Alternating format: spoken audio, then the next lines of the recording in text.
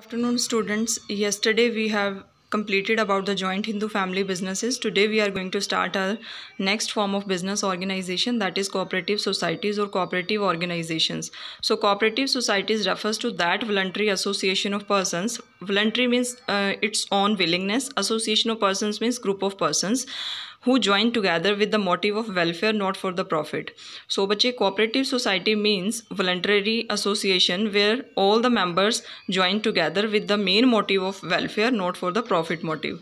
So minimum member of in this cooperative societies are 10 and maximum number of members are no limit. So cooperative societies are run under the Cooperative Societies Act 1912 or other state cooperative acts.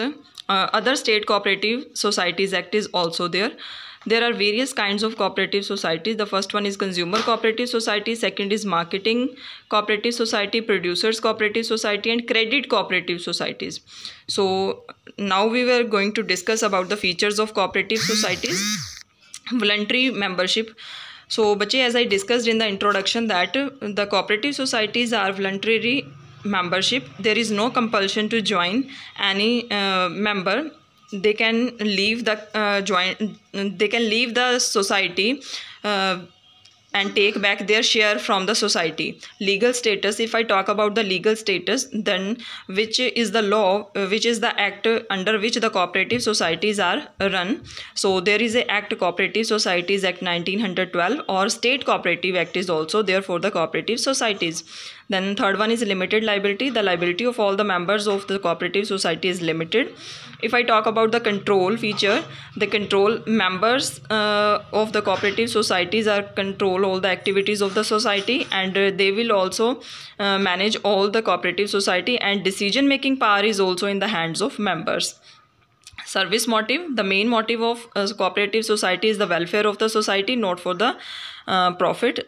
Bache, please notice here I am talking about the main motive of the society. So okay, it doesn't mean that the society will not earn any kind of profit. The main motive is service or welfare, and side by side these societies are also earning the profit also. And equality of the voting right means to say that all the persons have equal right for voting. One person's cast for the one vote only. Next one is disposal of the surplus. Surplus here means profit.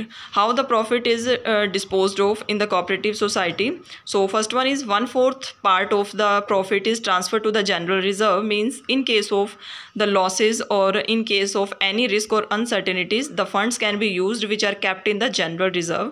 Dividend is given as per the definite rate not exceeded 10%.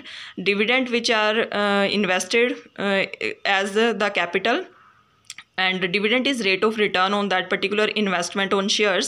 That rate is also defined. Some part of the profit is utilized for the development of the area, and the remaining part is profit is divided among the members. So this is the criteria for the disposal of surplus. Cash trading. Cash trading means the preference is given mostly on the cash transactions. It doesn't mean that the society is not allowing the credit transactions, but the preference they are giving to the cash transactions only. Arrangement of finance in case of the requirement of funds, then what are the sources from where the cooperative societies are generate the funds. The first one is bank, or we can say that the financial institution, and sometimes government also give the grants to these societies. Last one is government control. Bache, cooperative society is a voluntary association, but time to time government also check or inspect their accounts, books of accounts, and annual reports sent to the registrar of the cooperative societies. So one person is elected for the cooperative society, which is known as the registrar. So all the annual reports are submitted to the registrar by the members of the cooperative societies. So these are the features of cooperative societies. After that, formation or registration. So what is the process for the registration or formation of these societies? If I talk about the registration, the Cooperative Societies Act are registered under the Cooperative Societies Act 1912. And what is the procedure for the formation, for the setup, for the establishment of these societies?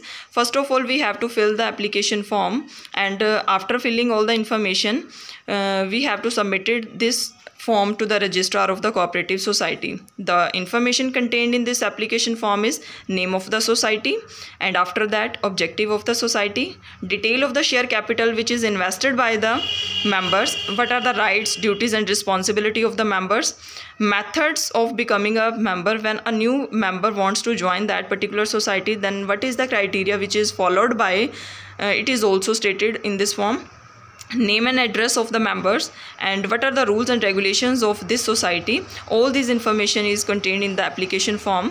After submitting the application form to the registrar, he will give you the certificate of registration, and after these your society will be get registered. So bache, these are the basic or important information about the cooperative societies, meaning, features and formation or registration. Thank you so much.